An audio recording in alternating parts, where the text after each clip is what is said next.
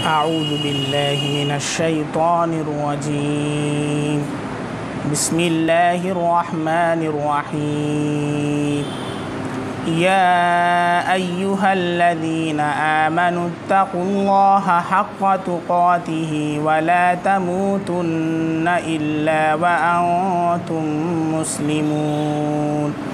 वअतसिमू बिहब्लिल्लाहि जमीअन वला तफ़र्रक़ू वज़्कुरू निअमतल्लाहि अलैकुम is कुंतुम अअदाअन फ़अल्लफ़ ban क़ुलूबिकुम फ़अस्बहतुम बिनिअमतिही इख़वाना वकुंतुम अला शफ़ा हुफ़रतिन मिनन्नारि फ़अन्क़ज़कुम मिन्हा कज़ालिक युबय्यिनुल्लाहु लकुम आयातिही लअल्लकुम तहतदून। सदक़ल्लाहुल अज़ीम। शुरू अल्लाह के नाम से जो बेहद मेहरबान निहायत रहम वाला है।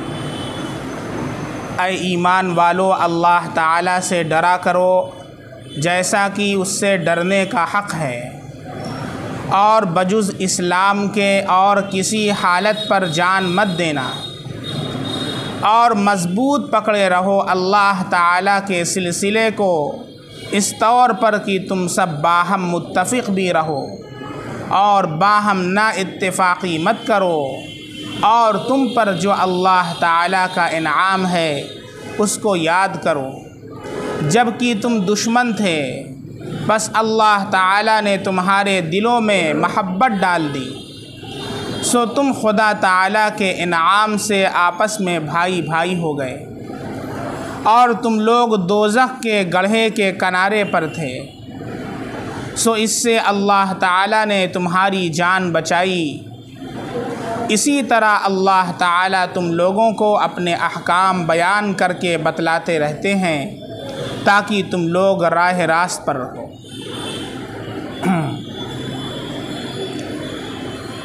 ये सूरह आले इमरान की आयत नंबर 102 और 103 है। मुसलमानों की इज्तिमाई क़ुव्वत का जो मदार है वो दो चीज़ों पर है। सबसे पहली चीज़ ईमान और दूसरी चीज़ बाहम मुत्तफ़िक़ होना। सबसे पहली चीज़ तक़वा और दूसरी चीज़ बाहम इत्तिहाद व इत्तिफ़ाक़। जब ये दो चीज़ें पाई जाती हैं तो मुस्लिम उम्मह और मुस्लिम कौम की क़ुव्वत ये पूरे आलम के ऊपर ज़ाहिर होती है।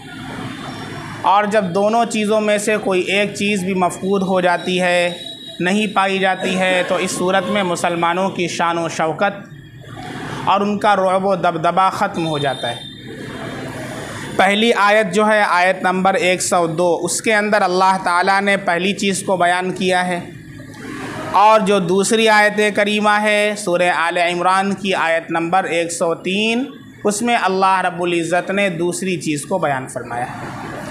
सबसे पहली चीज़ मुसलमानों की जो इज्तिमाई क़ुव्वत है उसका राज और उसका मदार तक़वा है। इसके बारे में अल्लाह ताला का इरशाद है, या अय्युहल्लज़ीना आमनुत्तक़ुल्लाहा हक़्क़ तुक़ाती। ऐ ईमान वालो, अल्लाह ताला से डरा करो जैसा कि उससे डरने का हक़ है। क्या मतलब? अल्लाह ताला से डरा करो जैसा कि उससे डरने का हक़ है, यानी अल्लाह रब्बुल इज़्ज़त से डरने का मतलब ये है कि अल्लाह रब्बुल इज़्ज़त के अहकाम और उसके नवाही पर भी अमल किया करो। अल्लाह रब्बुल इज़्ज़त ने जिन चीज़ों के करने का हुक्म दिया है उसे करो, और जिन चीज़ों से मना किया है उससे रुक जाओ। ये है अल्लाह से डरने का हक़। चुनांचे एक हदीस में आता है कि अल्लाह तक़वा उसे कहते हैं कि अल्लाह रब्बुल इज़्ज़त की और अल्लाह के रसूल सल्लल्लाहु अलैहि वसल्लम की पसंदीदा चीज़ों को इख्तियार करना और अल्लाह और उसके रसूल की नापसंद चीज़ों से बचना, तक़वा का माना बचना, एहतियात करना। तो अल्लाह के जो अहकाम और अवामिर हैं, अल्लाह के अहकाम पर अमल करना और अल्लाह ने जिन चीज़ों से मना किया है उससे बचना, इसका नाम है तक़वा। अब आप देखें कितने ऐसे मुसलमान हैं जो अल्लाह के अहकाम पर अमल करते हैं और नवाही से बचते हैं। अल्लाह ने जिन चीज़ों के करने का हुक्म दिया है उसको करते हैं और जिन चीज़ों से मना किया है उससे बचते हैं। अगर आप एक तायराना नज़र डालें, एक निगाह डालें, एक सर्वे करें तो आपको मालूम होगा कि 2% भी मुसलमान ऐसे नहीं हैं जो मुत्तकी हैं। 2% मुसलमान, 2% मुसलमान भी ऐसे नहीं हैं कि जो अल्लाह के अहकाम पर अमल करते हैं और नवाही से बचते हैं। जब 2% भी मुसलमान ऐसे नहीं हैं तो फिर तक़वा कहाँ रहा? और जब तक़वा नहीं रहा तो फिर अल्लाह रब्बुल इज़्ज़त की मदद भी कभी नाजिल नहीं होगी, मुसलमानों की शान व शौकत और उनका रुअब व दबदबा भी कायम नहीं होगा जब तक कि ये 2 चीज़ें न पाई जाए। मुसलमानों की तादाद ये माना नहीं रखती है बल्कि उनकी कैफियत माना रखती है। चुनांचे आप ग़ज़वा बद्र में देखें, सहाबा की तादाद 313 है और दूसरी तरफ कुफ़ार की तादाद कितनी ज़्यादा, उनसे बहुत ज़्यादा है, लेकिन ये जितने हैं कैफियत के एतबार से मज़बूत हैं। तक़वा भी है और इसके साथ बाहमी उल्फत और इत्तेहाद व इत्तेफाक भी है। अल्लाह रब्बुल इज़्ज़त ने मुसलमानों की शान व शौकत और रुअब व दबदबे को ज़ाहिर किया और इस्लाम का परचम लहराया। और जब ये 2 मदार पाए जाएंगे, ये 2 चीज़ें पाई जाएंगी, कोई ताकत नहीं है जो इस्लामी शान व शौकत को रोक सके। अब तक़वा जो है इसके बहुत सारे दराजात हैं। दराजात का मतलब बहुत सारे स्टेजेस हैं। सबसे अदना दर्जा तक़वा का ये है कुफ्र व शिर्क से बचना। सबसे अदना दर्जा, सबसे लोवेस्ट जो उसकी डिग्री है वो ये है कि कुफ्र और शिर्क से बचना। इस एतबार से देखा जाए तो हर मुसलमान जो शिर्क नहीं करता है, कुफ्र और शिर्क से बचता है, वो मुत्तकी है। लेकिन इसके ऊपर अल्लाह की मदद का मदार नहीं है। मुसलमानों की इज्तिमाई क़ुव्वत की शान व शौकत का मदार इस तक़वा के ऊपर नहीं है। तक़वा का दूसरा दर्जा है अल्लाह और उसके रसूल की पसंदीदा चीज़ों को अपनाना और जो चीज़ें अल्लाह और रसूल को नापसंद हैं उन्हें छोड़ देना। ये जो दर्जा है इसके ऊपर अल्लाह की मदद और नुसरत का मदार है और ये हमारे दरमियान मफकूद है। तीसरा जो दर्जा है वो सबसे आला दर्जा जो अम्बिया अलैहिमुस्सलाम को हासिल होता है, वो क्या है? दिल को गैरुल्लाह से पाक कर लेना। दिल को गैरुल्लाह से पाक कर लेना, ये मकाम अम्बिया का होता है कि दिल के अंदर भी कभी गैरुल्लाह का ख़याल और शायबा ना आए। गैरुल्लाह का मतलब अल्लाह के माँ सिवा से दिल को पाक साफ़ कर लेना, ये तक़वा का आला दर्जा है। और अल्लाह ने कहा हक़्क़ तुक़ाती, अल्लाह से डरो जैसा कि उससे डरने का हक़ है। अब हम देखें जो मुसलमान अहकाम और नवाही पर अमल भी करते हैं, लेकिन क्या होता है, मस्जिद के अंदर हैं तो झूठ नहीं बोलते, मस्जिद के अंदर हैं बदनज़री नहीं करते, मस्जिद के अंदर हैं अल्लाह के हुक्म को बजा लाते हैं। क्या हमारी यही हालत मस्जिद के बाहर भी होती है?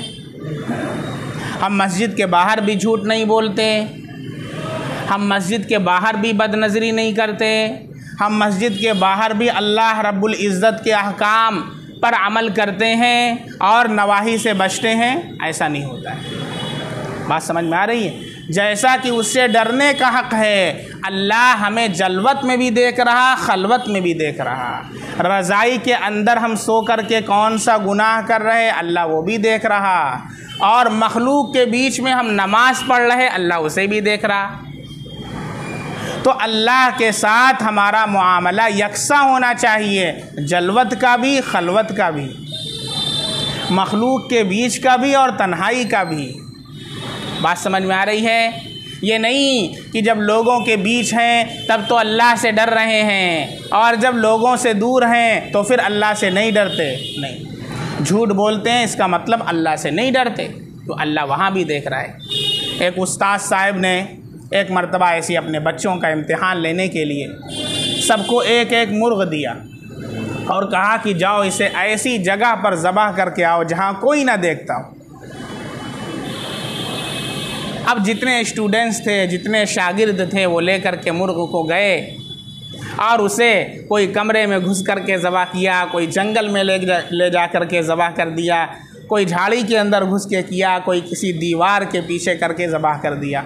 सब लोग आए, कहा कि हम लोगों ने अपना अपना काम पूरा कर लिया। एक तालिब इल्म था, वो मुर्गा ले करके आया, वापस कहा कि मैंने ज़बह नहीं किया। कहा क्यों नहीं किया? मैंने हुक्म दिया था कि जाओ ज़बह करके आना है और तुमने ज़बह ही नहीं किया। कहा कि उस्ताद मुहतरम, आपने कहा था ऐसी जगह ज़बह करके आओ जहाँ कोई ना देखता हो। मुझे कोई जगह ऐसी ना मिली जहाँ अल्लाह ना देखता हो, इसलिए मैंने ज़बह नहीं किया। उस्ताद ने कहा you are successful, you got first position, तुम कामयाब हो और तुमने फ़र्स्ट पोजीशन हासिल किया है, और उसे इनाम से नवाज दिया। ये दर्जा हमारा हो, क्या? तक़वा का दर्जा, कि अल्लाह हमें हर जगह देख रहा है। चुनांचे हज़रत उमर फ़ारूक रज़ी अल्लाह ताला अन्हु एक मरतबा अक़रउल क़ुर्रा, सहाबा में सबसे बड़े कारी हज़रत उबई बिन काब रज़ी अल्लाह ताला अन्हु। सहाबा में सबसे बड़े कारी कौन हैं? हज़रत उबई बिन काब रज़ी अल्लाह ताला अन्हु। हज़रत उमर फ़ारूक रज़ी अल्लाह ताला अन्हु ने तरावीह के लिए उनको इमाम बनाया तमाम सहाबाए किराम का। सारे सहाबाए किराम को हज़रत उबई बिन काब नमाज़ पढ़ाते, तरावीह की नमाज़ पढ़ाते थे। बहुत अच्छा कुरान पढ़ा करते थे, कुरान के माहिर थे। तो उनसे सवाल किया एक मरतबा हज़रत उमर फ़ारूक रज़ी अल्लाह ताला अन्हु अमीरुल मोमिनीन ने, कहा कि आए उबई, बताओ तक़वा किस चीज़ का नाम? तक़वा किस चीज़ का नाम है? तक़वा किसे कहते हैं?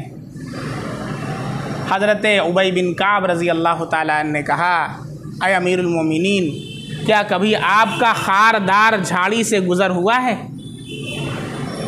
खारदार का मतलब जहाँ कांटे हों, जहाँ पर बबूल वग़ैरह होती है। कभी खारदार झाड़ी से आप गुज़रें, वहाँ पर कांटे भी होते हैं, गलाज़त भी होती है, गंदगी भी होती है, बहुत बच बचा करके वहाँ से गुज़रना होता है, नहीं तो आपके कपड़े में गलाज़त लग जाए, नजासत लग जाए, कोई कांटा आपके कपड़े में चुभ जाए, फंस जाए और उससे आपका कपड़ा जो कलफ डाल करके प्रेस करके पहने हैं उसका ताना बाना उधेड़ दे। तो कहा हाँ गुज़र तो हुआ है। कहा कैसे गुज़रते हैं? कैसे गुज़रते हैं आप? कहा कि वहाँ से गुज़रना होता है तो अपने दामन को समेट लेता हूँ ताकि कोई कांटा न चुभ जाए, कोई कांटा ना लग जाए, कोई गलाज़त ना लग जाए, और बहुत बचते हुए, बहुत बचाते हुए राह से गुज़रता हूँ। कहा कि अमीरुल मोमिनीन, इस दुनिया से इसी तरह इंसान गुज़र जाए कि अल्लाह रब्बुल इज़्ज़त की नवाही, अल्लाह रब्बुल इज़्ज़त ने जिन चीज़ों से मना किया है, जो अल्लाह की नवाही कही जाती हैं, अल्लाह की नाफरमानी न हो, गुनाह का कांटा कहीं हमारे दामन में न लग जाए और इससे बचते हुए जन्नत तक पहुंच जाए, या पहला जो स्टेज है कब्र तक पहुंच जाए। इसका नाम तक़वा है, इसका नाम तक़वा है। बस आसान ये समझ लें कि तक़वा नाम है गुनाहों से बचने का। तक़वा नाम किस चीज़ का है? गुनाहों से, और गुनाहों को छोड़ देने का नाम। बहुत आसान है गुनाहों को छोड़ देना। गुनाह नहीं होगा ऐसा नहीं है, गुनाह तो होगा, क्योंकि कुल्लु इंसानिन मरकबुम मिनल खता'i वन निस्यान, हर इंसान खता और निस्यान से मुरक्कब है। कोई भी इंसान ऐसा नहीं है कि जिससे गुनाह न हो, लेकिन गुनाह जानबूझकर करना और गुनाह हो जाए तो उसके ऊपर कायम रहना, ये बुरा है। इससे पहले आप हज़रात को बताया गया कि नफ्स की 3 किस्में हैं। जो नफ्स है इसकी 3 किस्में हैं। एक जो नफ्स है, ये नफ्स होता है नफ्से अम्मारा। चुनाचे 13वें पारे में हज़रत यूसुफ़ अलैहिस्सलाम की जो दुआ है, अल्लाह से उनकी फ़रियाद है, उसको अल्लाह ने नक़ल फरमाया है, वमा उबर्रिउ नफ्सी इन्नन नफ्स लअम्मारतुम बिस्सूइ इल्ला मा रहिम रब्बी। क्या फरमाया? मैं अपने नफ्स को बरी नहीं बतलाता, मैं अपने आप को बहुत पाक साफ नहीं बतलाता। इन्नन नफ्स लअम्मारतुम बिस्सू, जो नफ्स है ये तो बुराई की तरफ ही पेशकदमी करता है। आप बाज़ार से गुज़र रहे हों, उधर से कोई दोशीज़ा गुज़र रही हो, तो नफ्स क्या कहेगा आपका? देख ले, देख ले, बड़ी हसीन है, बड़ी जमील है, देख ले। नफ्स ये कहेगा। नफ्स हमेशा बुराई का हुक्म देता है। एक शायर ने कहा, निहंगो अज़दहाओ शेर नर मारा तो क्या मारा, निहंगो अज़दहाओ शेर नर मारा तो क्या मारा, बड़े मूजी को मारा नफ्स अम्मारा को गर मारा। बड़े मूजी को मारा नफ्स अम्मारा को गर मारा। और गया शैतान मारा एक सजदे के न करने से, गया शैतान मारा एक सजदे के न करने से, अगर लाखों बरस सजदे में सर मारा तो क्या मारा। कुछ बात समझ में आ रही है? किसी ने अज़दहा को मार दिया, किसी ने शेर को मार दिया, नर शेर को मार दिया, ये कमाल नहीं है। शायर कहता है, निहंग अज़दहा और शेर नर मारा तो क्या मारा, कोई कमाल की बात नहीं है। क्या कमाल है? बड़े मूजी को मारा, नफ्स अम्मारा को गर मारा। ये इसको कुचलना कमाल है, इसको कुचलना है इंसान के बस की बात नहीं। मक़ाल मुफ्ती हनीफ़ साहब रहमतुल्लाहि अलैह, 1000 साल की इबादत और रियाज़त के बाद अगर ये मकाम हासिल हो जाए कि मैं कुछ नहीं हूँ, तब समझिएगा कि हमारी इबादत रायगा नहीं गई, वरना हज़ारों साल की इबादत रायगा गई। अगर दिल के अंदर ज़रा सा भी कहीं पर ये शोशा है कि मैं आना,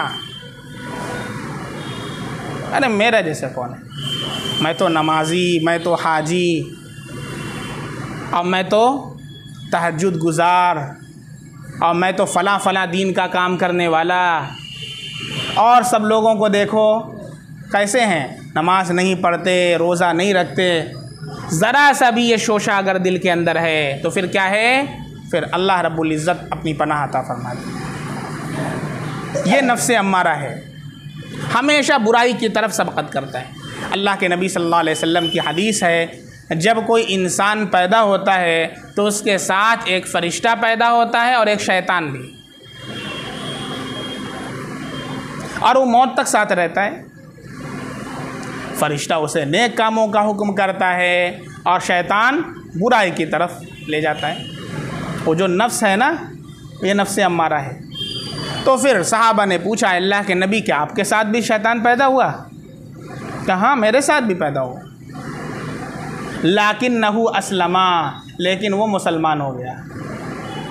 शैतानी क्या हो गया? हमारे उस्ताद हज़रत मौलाना अब्दुल सत्तार साहब पूरा मारूफ़ी रहिमहुल्लाह, अल्लाह उनकी क़ब्र को नूर से भर दे, लाकिन नहू असलमा का तर्जमा फरमाते थे, वो मुसलमान हो गया। मतलब फरमा बरदार हो गया, ताबेदार हो गया, अब वो मुझे नहीं बहकाता। हर इंसान के साथ रहता है।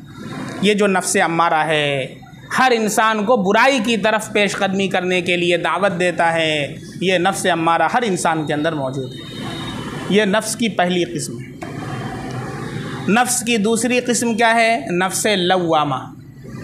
नफ्स, अच्छा, ये जो नफ्स अम्मारा है, ये इतना ख़तरनाक होता है, इतना ख़तरनाक होता है कि अगर कोई गुनाह हो जाए तो उस गुनाह के ऊपर मलामत भी नहीं होने देता। जैसे जब पहली मर्तबा कोई गुनाह इंसान से हो जाए, कोई हराम हो जाए, किसी इंसान ने आज तक कोई ज़िना ना किया हो और उससे ज़िना का इर्तिकाब हो जाए तो कितना ख़राब लगेगा भाई। दिल के अंदर नदामत होगी कि नहीं होगी? वो अपने आप को कितना छोटा समझेगा, कितना बड़ा मुजरिम समझेगा। इसको बोलते हैं कि दिल मलामत कर रहा, फिर भी गनीमत है। लेकिन नफ्स अम्मारा जिसका नफ्स होता है, तो ये मलामत भी नहीं होती, गुनाह कर रहा और उस गुनाह को गुनाह भी नहीं समझता है। कितने ऐसे लोग हैं कि जो सूद खाते हैं, हराम खाते हैं और फ़ख्रिया अंदाज में ये कहते हैं कि हम तो इंटरेस्ट के पैसे से अपना खर्च चलाते हैं। फ़ख्रिया अंदाज में अपने पेट को हराम से भर रहे हैं, आग से भर रहे हैं। कुरान में अल्लाह का इरशाद है, याकुलूना फ़ी बुतूनिहिम नारा, अपने पेट के अंदर आग भर रहे हैं, आग। वो जो मक्खन और तोश चाय में डाल के खा रहे हैं, वो मक्खन तोश नहीं है, वो आग का अंगारा है जिसे वो अपने पेट के अंदर डाल रहे हैं। इसलिए तहकीक कर लिया करें खाने से पहले। अल्लाह ने एक जगह हिफाजत फरमाई, जाना हुआ एक साहब के साथ है, मालूम नहीं था, बात में नाश्ता आया, बड़ा लंबा चौड़ा दस्तरखान लग गया, कई आइटम्स उसके ऊपर थे और नफ्स तकाज़ा कर रहा था कि जल्दी से उसको अपने पेट के अंदर डाल। लेकिन अब अल्लाह रब्बुल इज़्ज़त बचाने पर आते हैं तो अल्लाह हिफाजत फरमाते हैं कि बात में उन्होंने तस्करा किया, ख़र्च कैसे चल रहा है। कहा कि बस यही बैंक के अंदर जो पैसा जमा है, इंटरेस्ट मिलता है, इसी से खर्च चलता है, कोई फ़िक्र नहीं है। और मेरे मरने के बाद मेरी जो औलाद है, बाल बच्चे हैं, उनके लिए इतना पैसा जमा कर रखा है कि फिर वो सब बैठ करके खाएंगे, कोई मसला नहीं। और मेरा क्या मसला है, मुझे तो इंटरेस्ट मिलता है, मैं उससे खाता हूँ। फ़ौरन चौकन्ना हुए, अरे ये तो इंटरेस्ट का पैसा है, अब जायज़ नहीं है खाना आपके लिए, मालूम हो गया अब जायज़ नहीं है खाना, तो अब क्या करें, कैसे मना करें। तो उस वक्त मैंने तौरिया से काम लिया। जैसे हज़रत इब्राहीम अलैहिस्सलाम को जब उनकी कौम ने कहा कि चलो मेले में, हर साल मेला लगता था, बुतों का मेला, सारे पूरी कौम वहाँ पर जाती थी मेले में। हज़रत इब्राहीम अलैहिस्सलाम को कहा तुम भी चलो, बैठे हुए थे, कहा तुम भी चलो। अब इब्राहीम अलैहिस्सलाम क्या कहते हैं, उन्होंने कहा इन्नी सकीम, मैं क्या हूँ, बीमार हूँ। अच्छा बीमार हो, कोई बात नहीं। उधर वो लोग मेले में गए और इब्राहीम अलैहिस्सलाम पहुँचे इनके घंटे, जहाँ पर इनके गुरु घंटाल थे, इनके बुत थे, और वहाँ पर पहुँच करके हथौड़ा उठाया और सबको छटका दिया। और जो सबसे बड़ा वाला गुरु घंटाल था, उसके गले में वो हथौड़ा पहना दिया। अब यहाँ पर ये सवाल होता है कि इब्राहीम अलैहिस्सलाम ने आखिर झूठ क्यों बोला। फरमाया उसका जवाब ये है कि ये झूठ नहीं है बल्कि तौरिया है। और तौरिया का मतलब होता है जब इंसान ऐसी जगह फंस जाए कि वो हराम का इर्तिकाब करने पर मजबूर हो, तो ऐसी सूरत में ऐसा लफ्ज़ इस्तेमाल करे कि जिससे हराम से भी बच जाए और झूठ भी ना हो, जिसको बोलते हैं ज़ू मानयैन। क्या बोलते हैं, ज़ू मानयैन, दो माने वाला लफ्ज़। एक माना दूर का होता है और एक माना करीब वाला होता है। अब जैसे सकीम जब अरबी में बोलते हैं तो इसके माना एक तो होता है बीमार, ये करीब का माना है, और एक माना इसका होता है कि बेचैन, रूहानी एतबार से मरीज़, ये दूर का माना है। समझ में आया। अब इब्राहीम अलैहिस्सलाम उनके कुफ्र और शिर्क को देख करके आखिर बेचैन नहीं होंगे क्या? उनकी रूह को सुकून मिल सकता था। इसलिए कहा कि मैं तुम्हारी हालत ज़ार को देख करके बड़ा बेचैन हूँ, ये मुराद लिया इन्नी सकीम। और उन्होंने ज़ाहिरी माना मुराद लिया कि वो बीमार हैं, झूठ भी नहीं हुआ और हराम से भी अपने आप को बचा लिया। अब उस मौके पर भी मैंने ऐसा लफ्ज़ इस्तेमाल किया तो उन्होंने कहा लीजिए, मैं खा नहीं रहा था, लीजिए। मैंने कहा भाई मैं रोज़े से, मेरा रोज़ा है, और इससे पहले मैंने इसकी तफसील की है। सौम का एक लुग़वी माना है और एक इस्तिलाही माना है। इस्तिलाह के अंदर जब रोज़ा बोला जाता है तो इससे मुराद होता है सुबह सादिक़ से लेकर गुरूब आफ्ताब तक खाने पीने और जिमा से रुकना, इसका नाम क्या है? रोज़ा। लेकिन जब रोज़ा लुग़त के माना के अंदर, डिक्शनरी के माना के अंदर बोला जाता है तो 1 मिनट के लिए भी अगर आप खाने पीने और जिमा से रुक जाएं तो इस पर भी रोज़े का इतलाक़ हो जाएगा।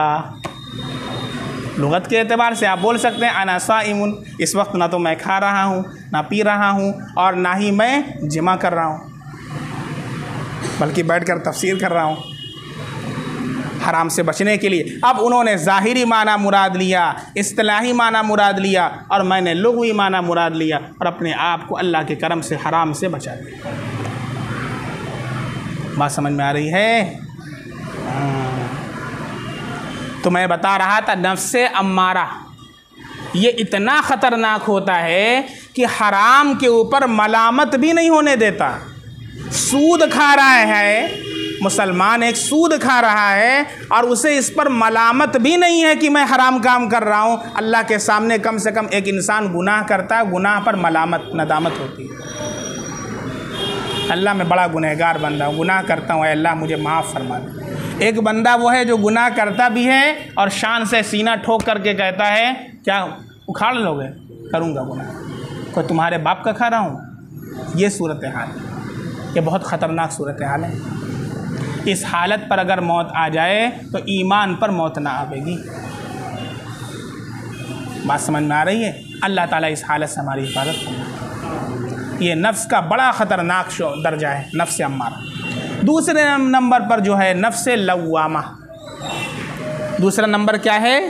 नफ्से लव्वामा, जो मुझ जैसों का नफ्स है।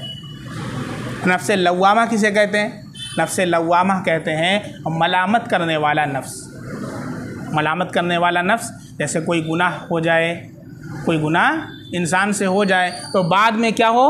बाद में नफ्स उसके ऊपर मलामत करे, यार तूने क्या कर दिया, गलत काम किया, तुझे नहीं करना चाहिए था, अल्लाह से तौबा मांग, अल्लाह से तौबा कर, अल्लाह से माफ़ी मांग ले। कोई गुनाह इंसान से हो जाए तो फ़ौरन क्या हो? उसके ऊपर मलामत हो और अल्लाह उस वक्त तक चैन ना आए जब तक कि अल्लाह से अपने गुनाह की माफ़ी ना मांगे। यह है नफ्स लव्वामा। और तीसरा जो नफ्स होता है ये नफ्स मुतमइन्ना। कौन सा नफ्स है? नफ्स मुतमइन्ना। ये अम्बिया का नफ्स होता है, औलिया का नफ्स होता है, बड़े मुक़र्रबीन अल्लाह के होते हैं, महबूब होते हैं, अल्लाह उनका नफ्स बनाते हैं। चुनांचे कुरान में अल्लाह ताला इरशाद फरमाते हैं कि जब अल्लाह ताला क़यामत के दिन जन्नतियों से मुखातब होंगे, जो जिनको अल्लाह ताला जन्नत में जाने का हुक्म देंगे, अल्लाह उनको मुखातब होंगे, अल्लाह उनसे ख़िताब फरमाएंगे तो क्या कहेंगे? या अय्यतुहन नफ्सुल मुतमइन्ना। कुरान में अल्लाह फरमाते हैं अये इत्मीनान वाली नफ्स। इत्मीनान वाली का मतलब जानते हैं? मुतमइन्ना का मतलब अल्लाह जिस हालत के अंदर रखे उसके ऊपर नफ्स मुतमइन, अल्लाह के हर फैसले पर राज़ी रहना। बात समझ में आ रही है? गैरुल्लाह को दिल से निकाल देना, माँ सिवा अल्लाह से दिल को पाक और साफ़ कर लेना, नफ्स मुतमइन्ना। अल्लाह ताला क्या कहेंगे? ए नफ्स मुतमइन्ना इरजिई इला रब्बिकी राज़ियतम मर्ज़िया, चल लौट अपने परवरदिगार की तरफ इस हाल में कि तू अल्लाह से राज़ी है और अल्लाह तुझसे राज़ी है। अल्लाह ये फरमाएंगे। अल्लाह हम सब के नफ्स को नफ्स मुतमइन्ना बनाए। फ़दख़ुली फ़ी इबादी वदख़ुली जन्नती, मेरे नेक बंदों में दाखिल हो जा और मेरी जन्नत के अंदर दाखिल हो जा। तो ये जो नफ्से अम्मारा है ये बड़ा ख़तरनाक नफ्स है। इस तो फिर अपने अपने नफ्स को हमें टटोलना और देखना है कि हमारा नफ्स कौन सा है और धीरे धीरे आगे की तरफ तरक्की करना है। नफ्से अम्मारा है तो उसको नफ्से लव्वामा पर ले आना है, नफ्से लव्वामा है तो फिर उसको और मेहनत करके नफ्से मुतमइन्ना पर ले आना है। ये मेहनत पूरी ज़िंदगी चलती है। जैसे पूरी ज़िंदगी बिजनेस करते करते नहीं थकते, पूरी ज़िंदगी दुकान पर जाते जाते नहीं थकते। रोज़ाना क्या काम है? सुबह उठेंगे, दुकान खोलेंगे, जाएंगे। लेकिन जब बारी आती है ईमान पर मेहनत की तो उस वक्त इंसान कहता है यार कब तक करेंगे, ऐसे सारी चीज़ों को हमने अपनी फहरिस्त में शामिल कर रखा है, ऐसे ही इसको भी अपनी फहरिस्त में शामिल कर लें, फिर इंशाअल्लाह कोई बार महसूस नहीं होगा, कोई बोझ नहीं लगेगा इंशाअल्लाह। तो ये जो अल्लाह फरमा रहा हक़्क़ तुक़ाती, जैसा अल्लाह से डरने का हक़ है, ये उस वक्त होगा जब खलवत में भी अल्लाह से डरे, जलवत के अंदर भी अल्लाह से डरे, मखलूक के बीच हो तो भी अल्लाह से डरे, और तन्हाई में भी हो तो भी अल्लाह से डरे कि अगर मैं एक हूँ तो दूसरा अल्लाह है, अगर मैं दो हूँ तो तीसरा अल्लाह है। गुनाहों को छोड़ दे, इसका नाम तक़वा है। हज़रत थानवी रहमतुल्लाह अलैह ने बहुत ही उम्दा बात फरमाई है, काश कि हम सब इसके ऊपर अमल करने वाले बन जाएं, लेकिन शैतान अमल करने नहीं देता, और ये जो नफ्स है ये हर वक्त हमको बहकाता रहता है, कभी तौबा की तौफीक नहीं होती। क्या बहकाता है? कितने लोगों ने, कितने नौजवानों ने हमसे ये सवाल किया, और इससे पहले हमने जवाब भी दिया था। एक साहब ने सवाल किया कि क्या हम गुनाह को छोड़ दें और तौबा कर लें, लेकिन क्या फ़ायदा तौबा करने का? मैंने कहा क्यों भाई, अल्लाह माफ़ फरमा देंगे। सच्चे दिल से तौबा करो, सिद्क़ दिल से तौबा करो तो अल्लाह माफ़ फरमा देंगे। क्या फिर गुनाह करते हैं, फिर गुनाह करते हैं, फिर गुनाह होता है, तो फिर तौबा का क्या फ़ायदा? ये नफ्स का बहुत बड़ा धोखा है जो कितने यूथ्स और नौजवानों को लगा हुआ है, जिसकी वजह से तौबा की तौफीक नहीं होती और उसी हालत के अंदर मर करके जहन्नम के अंदर चला जाता है। अल्लाह हिफाजत फरमाए। इसीलिए अल्लामा इब्न जौज़ी रहमतुल्लाह अलैह ने सैदुल खातिर में लिखा कि नफ्स के 20,000 नूरानी धोखे हैं, उसी में से एक धोखा ये भी है। क्यों? जवान तौबा नहीं करता, ज़िना करने वाला ज़िना से तौबा नहीं करता, चोरी करने वाला चोरी से तौबा नहीं करता, बदनज़री करने वाला जो आँखों का ज़िना करता है वो बदनज़री से तौबा नहीं करता, गीबत करने वाला गीबत से तौबा नहीं करता। क्यों? इसलिए कि फिर करेंगे तो क्या फ़ायदा तौबा करने का। ये बहुत बड़ा, बहुत ख़तरनाक धोखा है नफ्स का, जो अक्सर मुसलमानों को लगा हुआ है, और हम सब मुतमईन बैठे हैं, माशाअल्लाह नमाजी तो हैं, पहले सफ़ के हैं, दावत भी दे रहे हैं माशाअल्लाह, और इसी में लगा करके वो कब्र के गड्ढे में पहुंचा देगा, कभी तौबा की तौफीक नहीं होगी। और तौबा नाम अल्लाह तौबा का नहीं, अच्छी तरह समझ लें। बहुत से लोगों ने, हम लोग छोटे थे तो बच्चे थे, तो उसमें कोई गुनाह हो जाए, कोई गलती हो जाए तो फ़ौरन क्या कहते थे? अल्लाह तौबा, बस तौबा हो गई। आप लोग भी शायद करते हो, मैं तो इस तरह बच्चे लोग खेलते तो हम लोग करते थे। लेकिन जब बड़े हुए, पढ़ा, तो समझ में आया कि अल्लाह तौबा ऐसे तौबा नहीं होती है। तौबा के 3 शराइत हैं, जब तक ये 3 कंडीशंस ना पाई जाएं उस वक्त तक तौबा मकबूल नहीं होती है। क्या 3 शराइत हैं? सबसे पहली शर्त तौबा की ये है कि गुज़श्ता गुनाह जो किया है उसके ऊपर दिल से नदामत, दिल से क्या हो?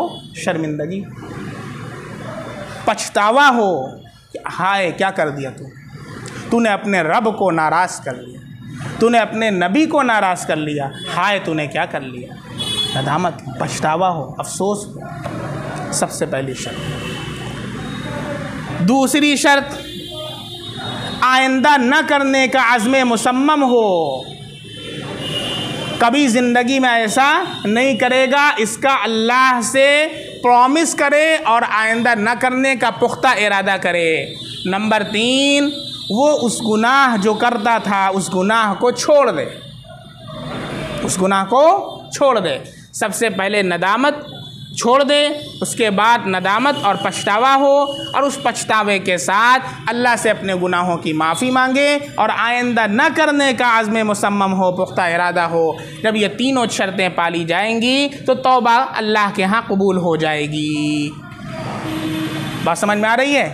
और जब अल्लाह के सामने हमने अपने सारी गुनाहों से तौबा कर लिया, लेकिन याद रखें ये वो गुनाह हैं जो हुकूकुल्लाह की कबील से हैं, इसको याद रखिएगा। अद्दवावीन सलासा, इससे पहले बात हो चुकी है, अल्लाह के यहाँ 3 अदालतें लगेंगी, 3 अदालतें, अद्दवावीन सलासा, 3 अदालतें। हुकूकुल्लाह की अदालत होगी, उसमें अल्लाह रब्बुल इज़्ज़त शिर्क के अलावा जिसको चाहेंगे माफ़ फरमा देंगे, जिसे चाहेंगे अज़ाब देंगे। हुकूकुल इबाद की अदालत होगी, वहाँ पर अच्छे अच्छों की गर्दन नप जाएगी, अच्छे अच्छों की गर्दन नप जाएगी। मामलात का हमने कबाड़ा कर रखा है, कबाड़ा, अच्छे अच्छों ने कबाड़ा कर रखा है। मुआमलात दीन का 3 हिस्सा हैं, याद रखो मुसलमानों। इबादात सिर्फ एक हिस्सा हैं, ये नमाज, ये रोज़ा, ये हज, ये ज़कात, ये तस्बीहात, ये सारे के सारे मिला लो, दीन को 4 हिस्सा कर दो। एक हिस्से के अंदर ये इबादात हैं, बकिया 3 हिस्सा मुआमलात का शोबा है, जिसके अंदर हम सब के सब कच्चे हैं, हमारे मामलात दुरुस्त नहीं हैं।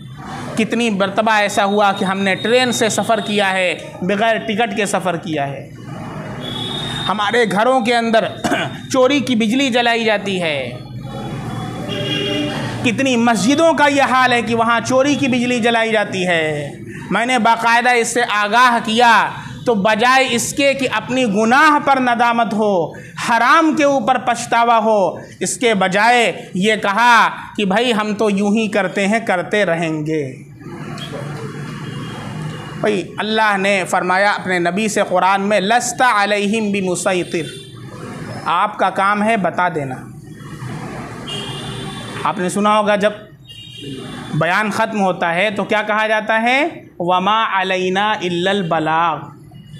क्या कहा जाता है, वमा अलैना इल्लल बलाग। कभी इसका मतलब समझे क्या है? या बाद हज़रात कहते हैं व आखिरु दावाना अनिल हम्दुलिल्लाहि रब्बिल आलमीन। कभी इसका मतलब समझा क्या होता है? वमा अलैना इल्लल बलाग का मतलब है हमारे ज़िम्मे सिर्फ पहुंचा देना है, बस। आगे का काम आपके ज़िम्मे है। अमल करना न करना, हराम पहले की तरह ही खाते रहना है, खाते रहिए ठाठ से, आग भरते रहिए पेट में। हम आए अगर डंडा लेके आपको मारने कभी, तो कहिएगा, हम कभी नहीं आएंगे डंडा लेकर मारने, क्योंकि मेरे अल्लाह का यह हुक्म ही नहीं कि डंडा लेकर के मारो। हाँ, इस्लामी रियासत अगर होगी तो डंडा नहीं कोड़ा भी लगेगा, जिना करेगा 100 कोड़ा मारा जाएगा, ताकि आइंदा किसी की जुरात ना हो। अभी जितने रैपिस्ट हैं और खुले आम घूम रहे हैं, एक को पकड़ के ये चहारसू चौराहा पर टांग दीजिए और 100 कोड़ा लगाइए, हिम्मत पड़ेगी जौनपुर में किसी लड़की की तरफ आंख उठाकर देखने की? इससे पहले अफ़गानिस्तान के अंदर 2 साल इस्लामी हुकूमत कायम, ये अभी मौजूदा नहीं, इससे पहले जो हुकूमत मुल्ला उमर की क़यादत में, 2 साल की इस्लामी हुकूमत के बाद जो सर्वे किया, जो जायज़ा लिया गया, एक केस पूरे अफ़गानिस्तान के अंदर ज़िना का नहीं पाया गया, एक केस। यह है इस्लामी रियासत, वरना इन कानूनों को टीकों के ऊपर ख़रीदा जाता है। ये कानून बनाए जाते हैं तोड़ने के लिए, सिर्फ कानून तक रहता है। ये जितने मुलजिमीन हैं, रेप करके, चोरी करके, डाका डाल करके, सीना तान करके घूमते हैं, जिस बच्ची का रेप किया गया वो बच्ची और उसके सारे ख़ानदान वाले हवालात के अंदर बंद हैं, पुलिस का चक्कर लगा रहे हैं, पुलिस चौकी का चक्कर लगा रहे हैं, कोतवाली का चक्कर लगा रहे हैं। ये वो जगह है जहाँ पर ख़ुद मज़लूम परेशान है और जालिम घूम रहा है। इस्लामी रियासत में ऐसा नहीं होता है, हिम्मत नहीं होगी किसी की आँख उठा करके देख ले।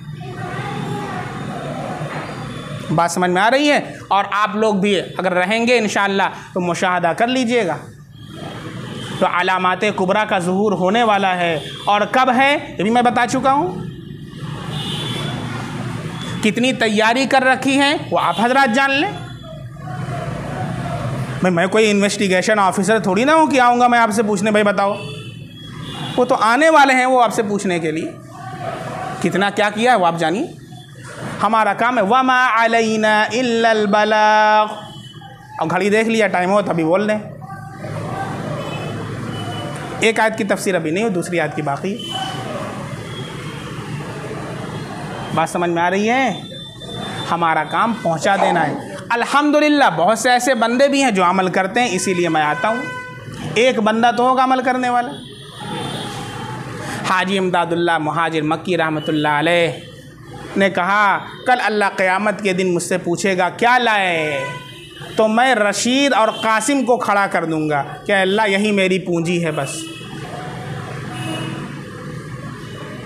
मौलाना रशीद अहमद गंगोही रहमतुल्लाह अलैह और हुज्जतुल इस्लाम हज़रत मौलाना कासिम नानोतवी रहमतुल्लाह अलैह, जिन्होंने पूरे हिंदुस्तान के अंदर और हिंदुस्तान के बाहर पूरे आलम के अंदर मदारिस का जाल बिछाया, ये दोनों किसके शागिर्द थे? हाजी इमदादुल्लाह मुहाजिर मक्की रहमतुल्लाह अलैह। तो क्या कहा? मैं अल्लाह से कह दूँगा अल्लाह यही मेरी पूंजी। तो इसी उम्मीद पर आ जाता हूँ कि शायद कोई बंदा हो जो अमल कर ले, हमारी नजात के लिए काफ़ी है। बात समझ में आ रही है? कुछ ऐसे लोग भी अल्हम्दुलिल्लाह, तो बाकायदा एक मस्जिद वालों ने पूरा जितना हराम की बिजली जलाई थी उसका पूरा जा कर के पावर हाउस में जा कर के पूरा उसका निकलवाया कि इतने दिन से हमारे यहाँ मीटर नहीं लगा है, और उसका बकाया पूरा अदा किया। हमने कहा भाई सारे मोहल्ले वाले तैयार हो जाएं, मुझसे भी 10,000 ले लो। नियत तो करो अल्लाह के बंदे गुनाह को छोड़ने की। मसला ये है कि कोई गुनाह छोड़ना ही नहीं चाहता, तो अल्लाह ताला फरिश्ते को थोड़ी ना भेजेंगे कि जाओ उस ज़िना जो कर रहा है उसको हटा लो वहाँ से। तू तो पहले नियत कर ले अल्लाह के बंदे। कोई गुनाह को छोड़ने की नियत करेगा तब तो अल्लाह की तौफीक होगी। हम लोगों ने अजीब ये समझ रखा है।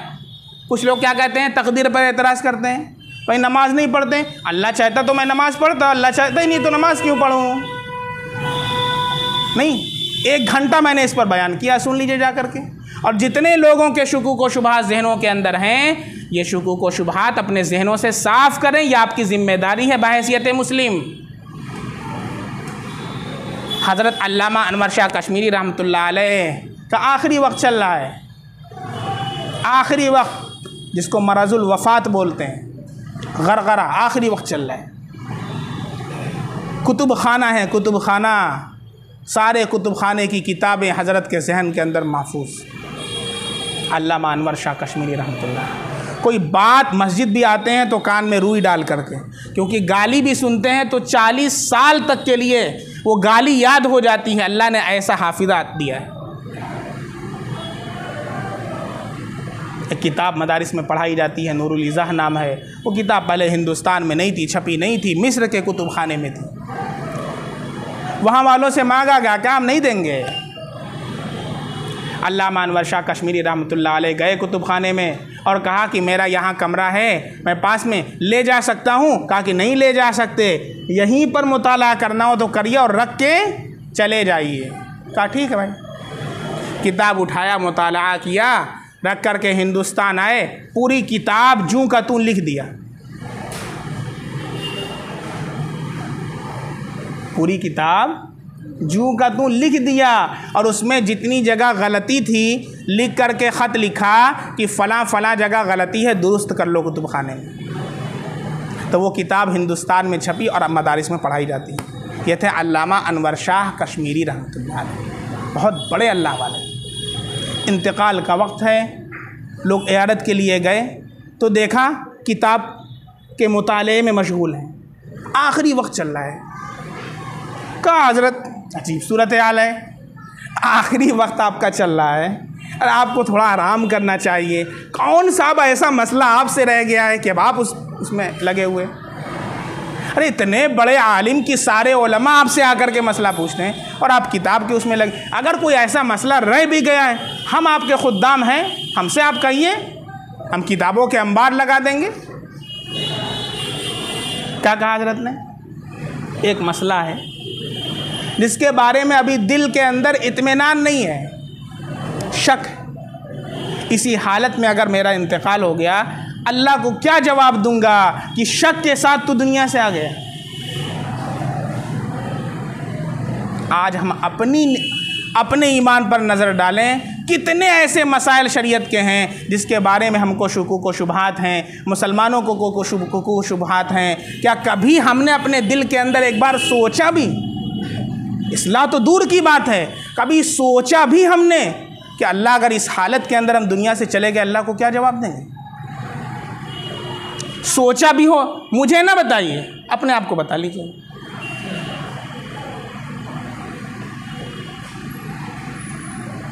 या फिर अल्लाह ताला के यहाँ से आपको परवाना मिल गया होगा, 80 साल से पहले नहीं जाएंगे, बात ही अलग है। अल्लाह के मुकर्रबीन बंदे हैं माशाअल्लाह। अल्लाह आपके तुफ़ैल मेरी मग़फ़िरत फरमा दे, मैं तो ये अल्लाह से दुआ करता हूँ। वो बात रह जाएगी। हज़रत थानवी रहमतुल्लाह अलैह की मैं बात नकल कर रहा था। शैतान ने जो धोखा दिया उसकी वजह से तौबा बंदा नहीं करता है। जब बंदा तौबा कर लेता है तो अल्लाह उसे गुनाहों से पाक साफ़ फरमा देते हैं और उसके दिल को आईना कर देते हैं। ये दिल जो होता है कैसा हो जाता है? It will be like a mirror, आईने की तरह हो जाता है। एक हदीस में कहा गया, अल मुमिनु मिरआतुल मुमिन, मोमिन जो है दूसरे मोमिन का आईना होता है। अब बात समझ में आई। अरे हमको तो कुछ नज़र नहीं आता, इसलिए नज़र नहीं आता तू गुनाह से तौबा ही नहीं करता है, तो कहाँ आईना होगा तेरा? तो ज़िंदगी भर काले पे काला, धब्बे पे धब्बा लगते लगते तू कब्र में चला जाता है, तो कहाँ से आईना होगा? और आईना कब होगा? जब सच्चे दिल से गुनाहों से तौबा करें। अब मैं एक वाक़या बता दूं आपको। आईना होता है तो फिर क्या होता है? अल्लाह के वली हैं, इनका दिल आईना है। हर मुसलमान अल्लाह का वली है। सच्चे दिल से आप अभी तौबा कर लें अल्लाह से, 2 रकात सलातुत तौबा पढ़ें आज की रात, अल्लाह के सामने सच्चे दिल से अपने गुनाहों से तौबा करें, आइंदा न करने का आज़म करें, अल्लाह आपको अपना वली बना लेगा। और उसके बाद क्या करना है?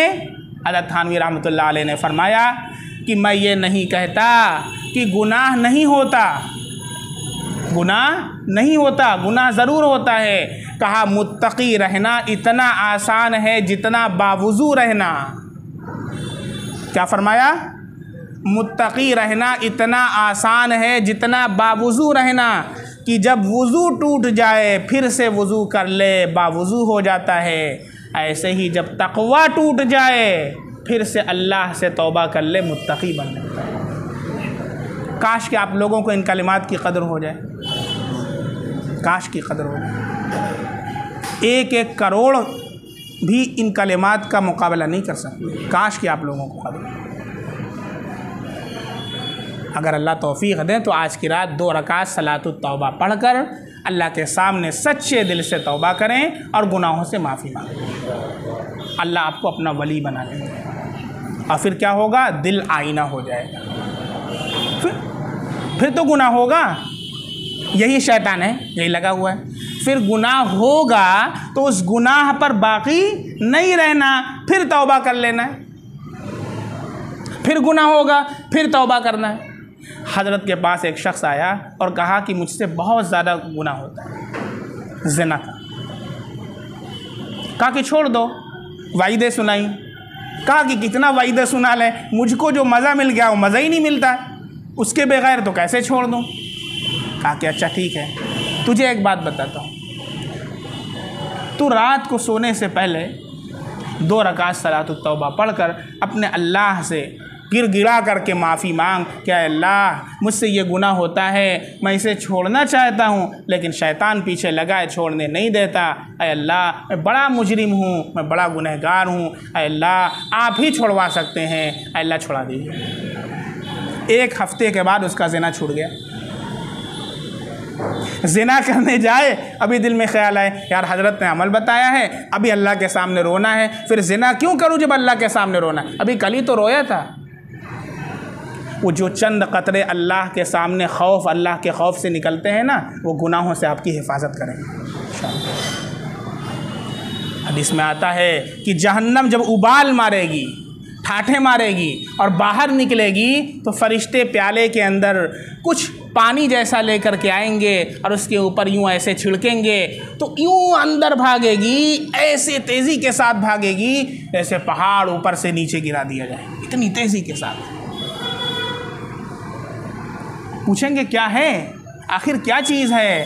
कहेंगे ये वो कतरे हैं अल्लाह के बंदों के जो अल्लाह के खौफ से निकले हैं। ये कतरे हैं कि जी इस जहन्नम उस कतरे से इतना डरती है कि जितना 7 समंदर से नहीं डरती। एक कतरा जो नदामत से निकला हो जहन्नम की आग को बुझा देता है। अल्लाह के सामने कर लें, इंशाअल्लाह करेंगे। फिर गुनाह होगा, फिर अल्लाह से तौबा करें, हज़रत थानवी ने क्या फरमा दिया, मुत्तकी रहना इतना आसान है जितना बावुज़ू रहना। जब वज़ू टूट जाए फिर वज़ू बना लीजिए, बावुज़ू हो जाएंगे। जब तक़वा टूट जाए, तक़वा कब टूटेगा, जब गुनाह होगा। अब जैसे आपने आज तौबा कर लिया, कल सुबह उठे, बाज़ार में निकले, सामने से कोई दोशीज़ा नज़र आई, अब नफ्स कहेगा देख ले, अल्लाह की तरफ से आवाज़ आएगी न देख। अगर नहीं देखा तो ईमान का दर्जा बढ़ जाएगा, हलावत महसूस होने लगेगी। देख लिया तो गुनाह हो गया, अब क्या करना है, अल्लाह के घर में आए, अल्लाह करना नहीं चाहता था, हो गया, माफ़ कर दीजिए। सच्चे दिल से अल्लाह से तौबा कीजिए। वो जो एक धब्बा गुनाह का लगा है, अल्लाह उसे साफ़ कर देंगे, फिर दिल आईना हो जाएगा। और वो दिन आवेगा कि इंशाअल्लाह गुनाह आपसे भागेंगे, आपको गुनाह से भागना नहीं पड़ेगा। अमल करके देख लें। और फिर भी जो हजरात ऐसे हैं कि दिल बेचैन है, किसी के इश्क में डूबे हुए हैं और बेकरार और बेचैन हैं, उनके लिए भी हमने बताया इससे पहले, आप हजरात अमल करके देखें। अल्लाह के करम से बहुत मुजर्रब, बहुत आजमूदा ये नुस्खा है। ला महबूबी इल्लल्लाह, ला मरगूबी इल्लल्लाह, ला मतलूबी इल्लल्लाह, ला इलाहा इल्लल्लाह। एक तस्बीह रोज़ाना पढ़ लें, 10 मिनट आपका लगेगा। दिल के अंदर वो सुकून अल्लाह अता फरमाएंगे, वो करार अता फरमाएंगे, वो इत्मीनान अता फरमाएंगे कि आप पूरी दुनिया की दौलत हो जाए फिर भी नहीं मिल सकता। और जो मोहब्बत मखलूक की है, अल्लाह अपनी मोहब्बत डाल देंगे, खालिक की मोहब्बत पैदा फरमा देंगे। फिर ये दिल अल्लाह की मोहब्बत में रंग जाएगा। करके देख लें एक हफ़्ता। कितने ऐसे बच्चे थे कॉलेज के, कितनी ऐसी बच्चियां थीं जो कहती थीं कि अब फ़लाँ के बग़ैर मर जाएंगे, और वो नहीं मिला तो किधर जाएंगे। अल्लाह रब्बुल इज़्ज़त ने इस वजीफ़े की बरकत से उनके दिल को अपनी तरफ मोड़ दिया, खालिक की मोहब्बत पैदा हो गई और उसके बग़ैर ज़िंदगी गुजार रही हैं। आपके ही बच्चे होंगे, लव एंड अफेयर के अंदर पड़े होंगे, तो उनको भी ये वजीफ़ा बता दीजिए। और आपका दिल भी अगर हो तो आप भी कर सकते हैं, हमें ना बताइए, कर सकते हैं भाई, आपका मामला आपके साथ रहे, लेकिन फ़ायदा उठाना चाहते तो कर सकते हैं। बात समझ में आ रही है?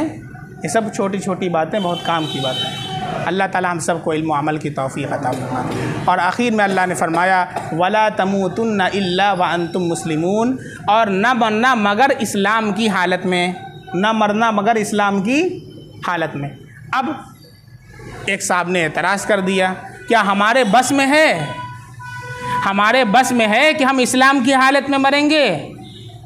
यही कहते हैं ना, क्या हमारे बस में है नमाज़ पढ़ना?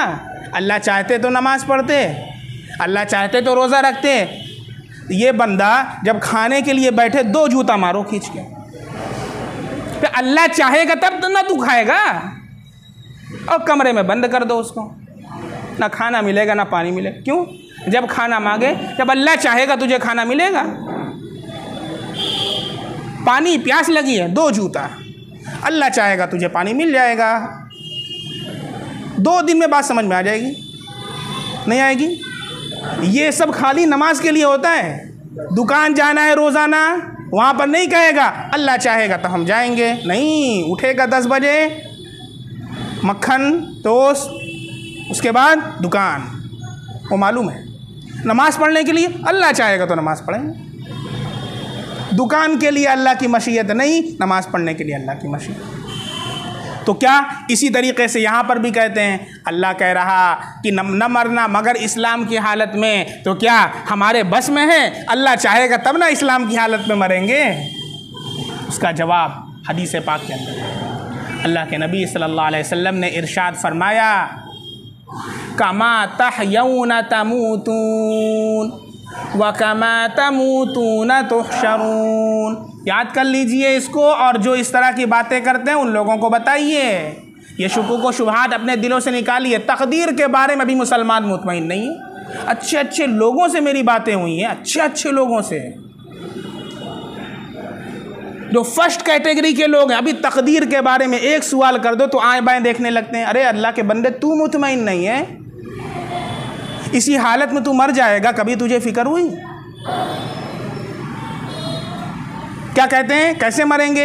हदीस पाक में अल्लाह के नबी ने फरमाया, कमा तहयौन तमूतून व कमा तमूतून तुहशरून, जैसे तुम ज़िंदगी गुजारते हो उसी हालत में तुम्हें मौत आएगी,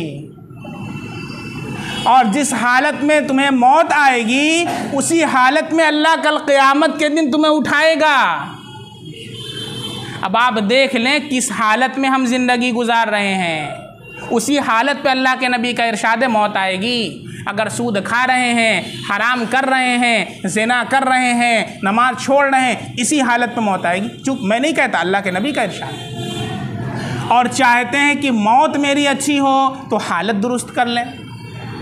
हालत क्या कर लें? क्योंकि अल्लाह के नबी का इरशाद है और उसके अंदर ज़र्रा बराबर भी कोई शक करे तो ईमान से खारिज है। ज़िंदगी जिस हालत के अंदर तुम गुजारोगे अल्लाह उसी हालत पर मौत अता फरमाएगा। अब देख लें हमारी ज़िंदगी किस हालत पर गुजर रही है।